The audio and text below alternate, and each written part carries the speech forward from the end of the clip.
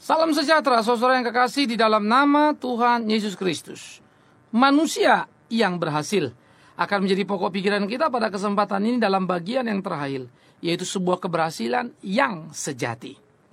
Mazmur 1 ayat 1-6 masih tetap merupakan pokok pikiran kita bersama. Berbahagialah orang yang tidak berjalan menurut nasihat orang fasik, yang tidak berdiri di jalan orang berdosa, dan yang tidak duduk dalam kumpulan pencemooh. Tetapi yang kesukaannya ialah Taurat Tuhan, dan yang merenungkan Taurat itu siang dan malam. Ia seperti pohon yang ditanam di tepi aliran air yang menghasilkan buahnya pada musimnya, dan yang tidak layu daunnya. Apa saja yang diperbuatnya berhasil. Bukan demikian orang fasik, mereka seperti sekam yang ditiupkan angin. Sebab itu orang fasik tidak akan tahan dalam penghakiman, begitu pula orang berdosa dalam perkumpulan orang benar. Sebab Tuhan mengenal jalan orang benar, tetapi jalan orang fasik menuju kebinasaan. Apa itu keberhasilan yang sejati? Nah saudara, bagian ini akan kita konklusikan sesudah menutup berbagai pemikiran-pemikiran kita tentang arti berhasil, cara berhasil, tujuan berhasil. Maka keberhasilan yang sejati itu adalah ukuran-ukuran yang harus kita kerjakan apa? Pertama, dia adalah merupakan nilai Kristiani yang harus digapai. Nilai Kristiani yang harus digapai. Artinya apa? Itu sebuah keharusan di dalam kehidupan kita. Itu kesejatian dari sebuah keberhasilan. Maka semua kita orang-orang percaya sebetulnya dipanggil untuk berhasil. Lu kok bisa begitu, Pak? Mari kita lihat. Yesus pernah berkata, kerajaan surga itu seumpama satu majikan pergi keluar kota, lalu menitipkan talenta kepada hamba-hambanya untuk mereka usahakan. Ada yang dapat 5, 2, dan 1. Yang 5 lalu jadi 10. Ingat, double kan? Yang 2 jadi 4. Double, artinya terus persen, begitu toh? Yang 1 tetap 1. Apa yang terjadi? Yang 2 dan yang 5 menjadi 4 dan 10 itu diberkati dan dikatakan masuklah dalam perjamuan Tuhanmu. Wow, mereka mendapat penghargaan yang luar biasa karena mereka menggapai keberhasilannya. Tetapi yang 1 berkata, Tuhan, aku tahu engkau menuai di mana tidak menabur. Engkau kejam. Jadi aku menyimpan uangmu dan sekarang aku kembalikan. Maka marahlah sang Tuhan dan berkata, bodoh sekali kamu. Kamu sudah tahu aku ini kejam, menuai di mana aku tidak menabur. Kenapa kamu justru membiarkan yang 1 talenta dan tidak menjalankannya? Memberikannya kepada yang lain yang karena 5 jadi 10. Tentu dia bisa membuat 1 jadi 2. Bukankah dalam hidup kita ini kita seringkali bodoh dan salah luar biasa? Kita sudah tahu bahwa kekekalan akan datang. Hukuman mati itu tidak terelakkan. Tapi masih saja kita menyimpan segala apa yang Tuhan berikan dalam tanda petik dengan tidak mengembalikannya kepada Tuhan. Kita masih bermalas-malas kalau kita tipe si pemalas. Kita merasa segala sesuatu sudah diatur Tuhan, termasuk kalau nasibku begini, ini pun sudah ketetapan Tuhan. Sehingga kita terjebak pada paham fatalistik yang salah. Menyalahkan nasib dan mengatakan ini sudah nasib atau sudah takdir. Padahal panggilan Kristiani kita adalah panggilan bertanggung jawab. Yang memberikan talenta dan kita harus menumbuh kembangkannya. Jadi, kesejatian keberhasilan adalah nilai Kristiani yang harus dicapai. Setiap kita ada pada wilayah di mana kita bertempur dan berperang. Setiap kita dipercayakan oleh Tuhan kehidupan. Kalau saya bilang bertempur dan berperang, tentu bukan melawan musuh daging dan darah lalu tembak-tembakan atau bacok-bacokan. Tidak. Itu bukan kekristenan. Tapi bertempur di sini dalam konteks membangun keberhasilan.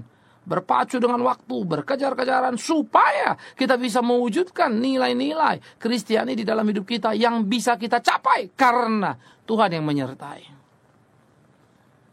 Nah, sekarang bagaimana dengan kehidupan itu? Maka kehidupan itu harus menggapai titik itu. Karena itu kalau engkau menghadapi berbagai kesulitan, kepahitan, kegetiran, saudara jangan berhenti, saudara jangan menyerah, terus berjuang. Kalau itu persoalan di dalam rumah, saudara harus berhasil menyelesaikannya. Jangan menyerah. Berat Pak, pahit Pak, beruntun, yes. Tetapi jangan pernah lupa, Tuhan selalu membantumu untuk melakukan apa yang kau tidak mampu. Bahkan apa yang mampu kau kerjakan itu pun dari kemurahannya. Jangan lupakan itu. Jadi, nilai Kristiani yang harus dicapai itu membawa kita bertarung di dalam kehidupan kita. Mungkin engkau berkata, aku mau sekolah tinggi Pak, tapi biaya tidak cukup. Jangan berhenti. Mungkin cita-citamu tertunda karena situasi ekonomi, tapi itu tidak sama dengan hilang di dalam kehidupan. Kesungguhanmu hidup dan bagaimana engkau memuliakan Tuhan. Tuhan akan membuka jalan bagimu untuk engkau mencapai keberhasilan yang memang Dia mau di dalam kehidupan kita. Iya. Semua kita harus berhasil. Tapi berhasil itu tidak sama dengan semua siswa-siswa jadi S3 misalnya. Tidak. Macam-macam di dalam bagian-bagian yang Tuhan sudah percayakan pada kita. Entah itu jadi guru, entah itu jadi bisnismen, atau jadi apa. Tapi yang sudah pasti tidak jadi maling tentu ya. Yang sudah pasti tidak menjadi kita orang-orang salah yang koruptor. Yang menjadi pasti bukan hidup kita yang kotor. Nah, nilai Kristiani yang harus dicapai itu dipicu di dalam diri kita. Kita memacu diri kita dan kita bertarung terus. Karena itu harus ditumbuh kembangkan. Nah, itu kesejatian dari nilai keberhasilan itu. Jadi nilai Kristiani yang harus dicapai itulah kesejatian berhasil. Yang kedua, kesejatian keberhasilan itu adalah nilai rohani yang harus menjadi demonstrasi hidup. Tadi nilai Kristiani saya bilang dalam seluruh aspek hidupnya menunjukkan cermin kepada kekristenannya. Begitu ya. 5 talenta jadi 10, 2 jadi 4. Itu tanggung jawab pada waktu kan begitu. Ya, sehingga dia berhasil. Tetapi juga dia harus menjadi nilai rohani yang menjadi demonstrasi hidup. Sehingga seperti saya katakan tadi, ya, kita lahir di keluarga yang mungkin tidak kenal Tuhan dan kurang bertanggung jawab membesarkan anak. Sehingga sesudah besar dalam segala keterbatasan kekurangan, baru kita kenal Tuhan. Itu pun tidak membuat engkau menjadi berhenti dan tidak lagi mampu untuk mendemonstrasikan keberhasilan. Kau boleh saja miskin secara materi. Pendidikanmu tidak tinggi bukan karena kau tidak mau belajar. Orang tua yang kurang tanggung jawab. Orang tua yang belum mengenal Tuhan. Maka ketika kau mewariskan warisan seperti itu, jangan menggerutu lalu bilang, mana bisa saya berhasil? Bapak saya anak khotbah, tapi saya kondisi begini bagaimana? Nanti dulu. Seberat apa, sesulit apapun hidupmu, Tuhan pasti peliharamu. Untuk kau menjadi seorang yang jujur. Untuk kau menjadi seorang yang rajin.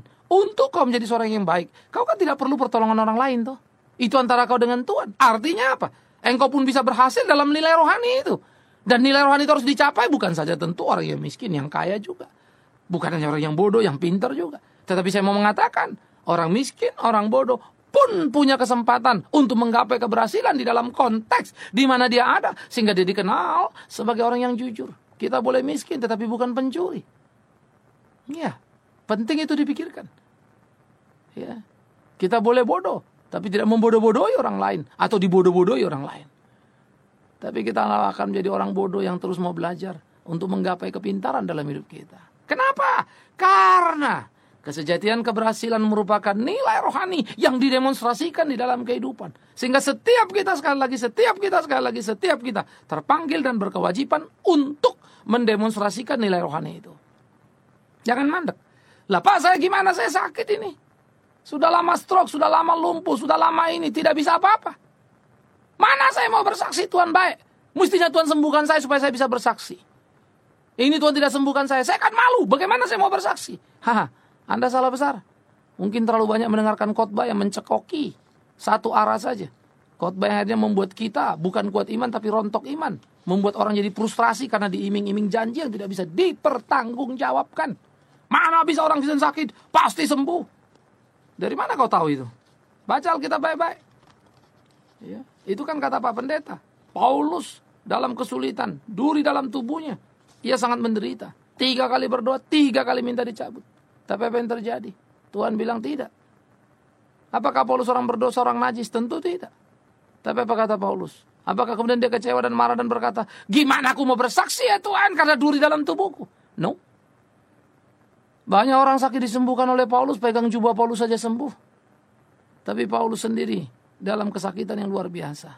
Sampai dia memohon 3 kali. Sampai dia memohon 3 kali. Ingat, sampai dia memohon 3 kali. Tapi Tuhan tidak kasih.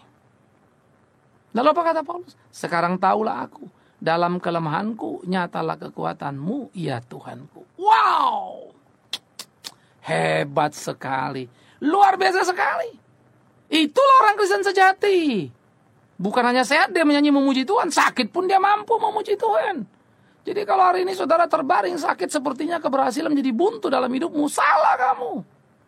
Kalau selama ini kemudian kau menjadi kecewa sama Tuhan, seakan-akan Tuhan tidak jawab, kau tidak sembuh karena sudah bertahun-tahun sakitmu. Salah kamu. Belajarlah untuk mengerti apa menjadi kehendak Tuhan dalam hidupmu. Tidak enak sakit, betul. Tidak enak menderita, betul sekali. Tapi pernahkah kau tahu dan pernahkah kau berpikir Orang yang pernah menderita, orang yang pernah sakit jauh lebih kuat daripada mereka yang tidak pernah menderita, tidak pernah sakit. Karena mereka sudah pernah mengalami kesakitan dan bisa melewatinya. Bukankah itu nilai tambah yang harus kau perhitungkan? Bukankah itu anugerah kalau kau mengerti? Tapi kalau kau salah ngerti ya memang repot.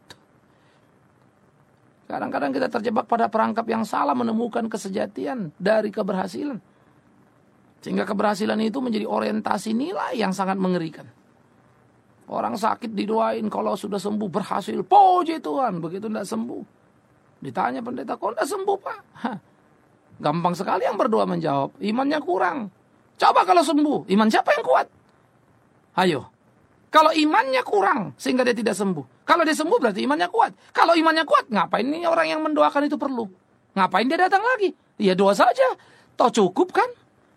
Toh kalau tidak sembuh karena imanmu lemah. Berarti kalau sembuh imanmu kuat. Ngapain pendoa itu datang lagi? Lucu sekali kadang-kadang ya.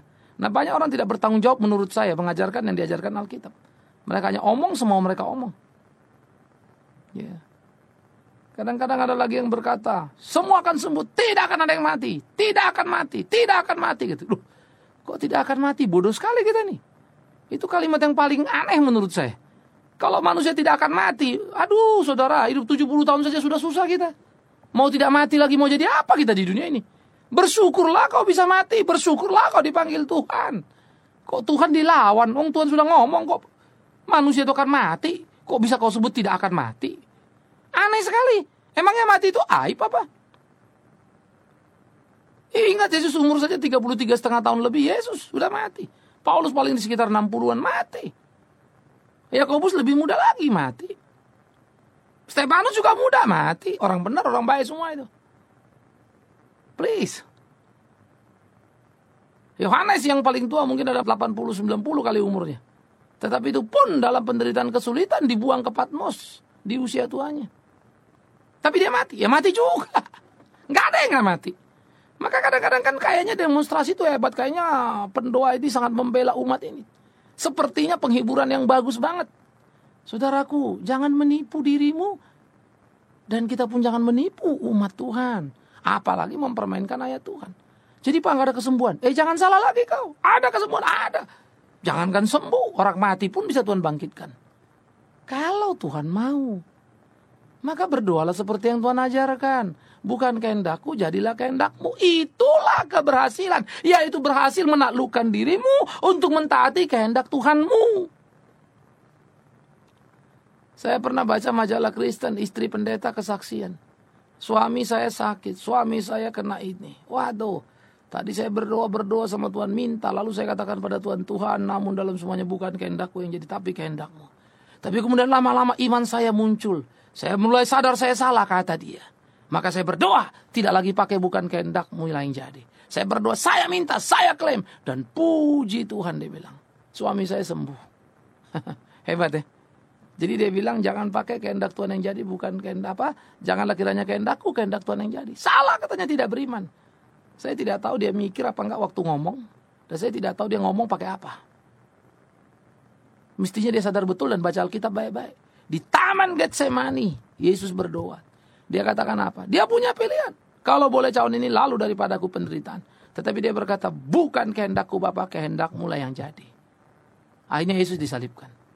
Dia ingin lepas dari salib. Tetapi akhirnya dia rela jalan ke salib. Apa? Dia berhasil. Perhatikan kalimat saya. Dia berhasil menghalau ketakutan. Dia berhasil membuang keinginan. Dia berhasil menaklukkan diri kepada Tuhan untuk melakukan apa yang Tuhan mau. Bukankah itu hebat? Berapa banyak orang-orang sekarang menjadi setan dan melawan Tuhan? Camkan saudaraku. Mestinya kan kita boleh dong belajar taat sama Tuhan. Ayo dong.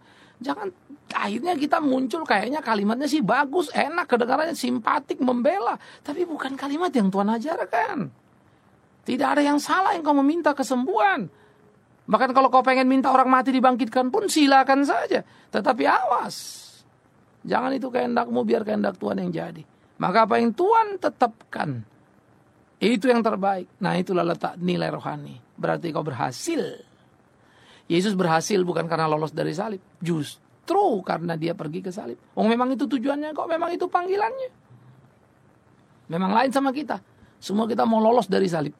Sudah kita rubah, padahal Yesus mengatakan kalau kau mau ikut aku, Supaya kau berhasil apa? Sangkal dirimu, pikul salibmu. Nah, kita kebalikan. Tak mau sangkal diri, apalagi pikul salib. Runyamlah semuanya. Hancurlah kekristenan itu. Porak-porandalah. Maka muncul orang-orang frustrasi yang kecewa sama gereja, kecewa sama Tuhan. Karena dapat paham yang salah. Hari ini bangun, saudaraku. Jangan salah begitu. Ayo, gapai nilai rohani itu. Di dalam kepahitan, kesedihan, kemiskinan, kesakitan yang berlarut-larut yang kau alami, kau pun bisa menggapai keberhasilanmu sebagai anak Tuhan yang taat, yang memuliakan Tuhan dalam segala kondisi. Ayo, kau yang sakit, yang sudah lama marah, senyum sekarang. Kau yang lama miskin sampai frustrasi lalu bilang, Tuhan aku gagal melulu. Hari ini, rubah kalimatmu.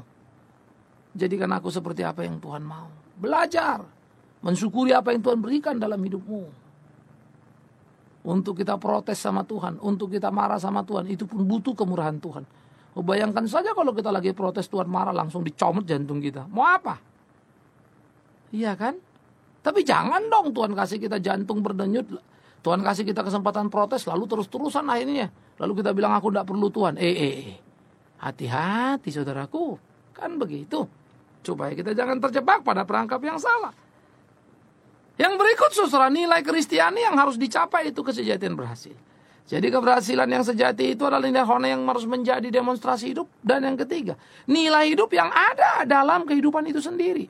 Jadi kalau nilai Kristiani yang harus dicapai tadi kan tanggung jawab kita begitu ya. Sementara kalau nilai rohani yang harus menjadi demonstrasi ya kita gagal, apakah kita lagi sakit menurut ukuran kita. Di situ justru letak mutiara keberhasilan yang harus kita cari dan temukan, bukan? Maka nilai hidup dalam yang ada dalam kehidupan itu artinya apa? Ya daily saudara seperti apa? Maka Paulus menarik sekali ketika bicara dalam Roma pasal 12 ayat 1. All your activity, persembahkanlah tubuhmu. Seluruh apa yang dilakukan tubuhmu, seluruh kegiatanmu, seluruh aktivitasmu, hari lepas hari itu harus jadi persembahanmu yang memuliakan nama Tuhanmu. Wow, menarik. Sehingga dengan demikian nilai hidup yang ada dalam kehidupan itu sendiri, itulah keberhasilan. Jadi tiap hari sebetulnya kita membangun keberhasilan, tiap hari kita menumpuk keberhasilan. Saat yang sama juga bisa tiap hari kita mengalami kegagalan dan tiap hari makin dalam kegagalan itu. Nah, di jalur mana saudara ada? Itu penting. Di jalur mana saudara ada? Membangun keberhasilan demi keberhasilan atau menggali kegagalan demi kegagalan? Ingat, keberhasilan yang sejati selalu berorientasi pada nilai hidup yang ada dalam kehidupan itu sendiri. Yang tiap hari kita jalani, tiap hari kita lalui. Nah oleh karena itu saudaraku yang kekasih, camkan dan pikirkanlah baik-baik. Keberhasilan di dalam hidup kita bukan tujuan tetapi alat. Perhatikan. Keberhasilan di dalam hidup kita bukan tujuan tetapi alat. Saya sudah membicarakan pada awal tujuan keberhasilan itu apa. Maka ingat, tujuan keberhasilan untuk memuliakan Tuhan. Jadi bukan berhasilnya yang jadi tujuan. Tapi dia alat saja. Sehingga kalau kita berhasil, kita jadi memuliakan Tuhan. Jadi ingat, sekali lagi, kesejatian sebuah keberhasilan bukan tujuan. Tetapi terletak keberhasilan hanya sebagai alat untuk memuliakan Tuhan. Ini perlu. Keberhasilan harus juga diingat, bukan hanya nilai kuantitatif, tetapi terutama kualitatif. Jadi bukan sekedar angka, tapi nilai yang lebih tinggi dari angka itu sendiri. Kalau angka 5 sekedar angka 5 ya 5. Tapi kalau 5 punya nilai ya itu luar biasa. Begitu ya. Nilai sama hakikat angkanya sendiri beda. Ya. 5 itu angka, bisa bagus bisa jelek itu. Tergantung bagaimana kita memberi nilai pada angka itu. Ya, kalau kita bilang rate, hitung nilai orang ini 1, 2, 3, 4, 5. 1 paling jelek, 5 paling bagus. 5 jadi bagus kan. Tapi kalau 100 bagus, 5 jadi jelek. Tergantung bagaimana kita memberi nilai pada angka itu. Jadi bukan kuantitatifnya, kualitatif. Tergantung bagaimana kita memberi makna pada keberhasilan itu. Ya. Nah ini harus kita pikirkan. Yang ketiga, kesejatian keberhasilan adalah berhasil bukan saja menggapai apa yang ingin kita capai, tapi mengabdikan apa yang menjadi tugas dan panggilan. Wow. Jadi sebuah pengabdian itu penting sekali. Bukan sekedar pencapaian, tapi pengabdian. Saya suka sekali kalimat-kalimat di dalam Alkitab, nilai-nilai pikir Kristen yang membuat kita amat sangat berbeda dengan dunia. Baru saya ngerti kenapa Tuhan bilang jadilah garam dan terang dunia. Padahal kalau dilihat dalam nilai-nilai hidup orang Kristen secara umum, apa bedanya ya? Wong kita baik, ada orang lebih baik lagi malah. Iya kan? Apa bedanya? Orang ribut kita juga. Apa bedanya? Pikirkan baik-baik. Karena itu sebetulnya amat sangat berbeda. Tetapi yang membuat kita kurang berbeda dengan banyak orang, karena memang kita belum menjadi seperti apa yang Tuhan mau. Nah, kita mesti jujur. Kita mesti berani menilai diri kita. Kita masih sama seperti apa nilai-nilai dunia. Sehingga kita sebelum dipanggil Tuhan dan sesudah dipanggil Tuhan, yang berbeda mungkin aktivitasnya sangat banyak. Dulu tidak pernah ke gereja, sekarang ke gereja. Dulu tidak pernah doa, sekarang doa. Dulu malas, sekarang rajin. Tapi maafkan saya, perubahan hidup kita yang kita tahu di dalam mungkin belum terlalu banyak. Karena itu berdoalah supaya terus kita boleh menemukan kesejatian keberhasilan, sehingga pengabdian demi pengabdian menjadi nilai tinggi, bukan sekedar pencapaian demi pencapaian yang memuaskan diri. Nah, ingat, ketika kita memulai sebuah perjuangan untuk menuju keberhasilan, Tuhan yang lebih dulu memanggil kita dan mengutus kita, dan Dia sudah melengkapi kita. Masa iya kita gagal? Karena itulah keberhasilan menjadi sebuah panggilan kehormatan kita. Tapi kegagalan adalah sebuah pertanyaan yang harus kita jawab. Mengapa? Karena Tuhan sudah memberi semuanya. Karena itu pengakuan akan kesalahan menjadi penting untuk memperbaiki kegagalan, mengubahnya menjadi keberhasilan. Karena sekali lagi ingat, Tuhan sudah menyediakan. Jadi bukan pencapaian, tapi pengabdian. Karena Tuhan sudah memulai di awal, bukan memberi di akhir. Menarik, dan itulah kekristenan. Jadilah manusia yang berhasil, yang sungguh-sungguh berhasil seperti apa yang Tuhan mau di dalam hidupmu. Selamat menemukan keberhasilan. Selamat berhasil hidup sebagai anak Tuhan. Anda, saya, kita semua dalam percaturan kita. Tapi jangan pernah mimpi keberhasilan tanpa mau kejujuran untuk mengakui hakikat diri di hadapan Tuhan yang sangat mengerti dan tahu siapa kita. Selamat berhasil. Tuhan memberkati. Amin. Mari kita berdoa. Kami bersyukur, kami berterima kasih kepada Tuhan yang menolong kami menyelesaikan kembali sesi manusia berhasil. Tuhan, tolonglah kami untuk menjadi manusia yang berhasil di dalam hidup kami, supaya kami boleh menjadi saksi-Mu. Tapi jangan biarkan kami terjebak memuji diri, tapi memuji nama-Mu. Tuhan, tolonglah kami di tengah-tengah pergumulan percaturan hidup yang kami alami, supaya duka, susah, sakit, kemiskinan tak membuat kami berhenti menjadi saksi, tapi terus oleh karena kemampuan Tuhan menjadi saksi yang nyata. Terima kasih. Kami serahkan segenap hidup kami ke dalam tangan-Mu dimanapun kami berada. Tuhan dimuliakan, ditinggikan, jadikan kami saksi-Mu yang berhasil. Terpujilah Tuhan kami. Dalam nama Tuhan Yesus kami berdoa. Amin.